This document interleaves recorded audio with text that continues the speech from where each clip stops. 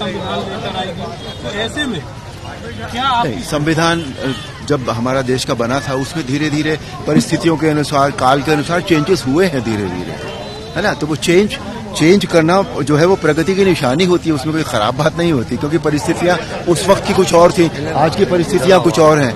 हमें उसके हिसाब से अगर कुछ चेंज उसमें करना है तो उस और संविधान को एक व्यक्ति की मर्जी से तो होता नहीं है चेंज, है ना। सबकी सर्वसम्मति होती तब चेंज होता है। अगर ऐसा कुछ होगा तो आपने कहा कि 400 पार चाहिए, तो कुछ ऐसा बड़ा करने की सरकार की मुझे ये फील होता है, क्योंकि मोदी जी ऐसे ही कोई बात नहीं कहते, उसके पीछे कुछ न कुछ अर्थ उनका जरूर होता है।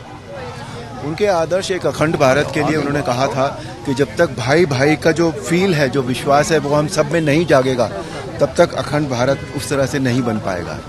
तो इसलिए हमें उनके जो सारे आदर्श हैं वो सभी ऐसे हैं कि जो हम फॉलो करें तो हम जीवन में बहुत कुछ पा सकते हैं, राष्ट्र को बहुत कुछ दे सकते हैं। वो हम सबको फॉलो करनी चाहिए। सर, अब संविधान निर्माता भी वो कहे जाते हैं, जी, लेकिन जो विपक्ष है वो ये चुनावी रैलियों में बोल रहा है कि बीजेपी आई तो संविधान को खत्म कर देगी, नया संविधान लेकर आएगी, तो ऐसे में क्या आप संविधान जब हमारा देश का बना था उसमें धीरे धीरे परिस्थितियों के अनुसार काल के अनुसार चेंजेस हुए हैं धीरे धीरे, है ना। तो वो चेंज करना जो है वो प्रगति की निशानी होती है, उसमें कोई खराब बात नहीं होती, क्योंकि परिस्थितियां उस वक्त की कुछ और थी, आज की परिस्थितियां कुछ और हैं।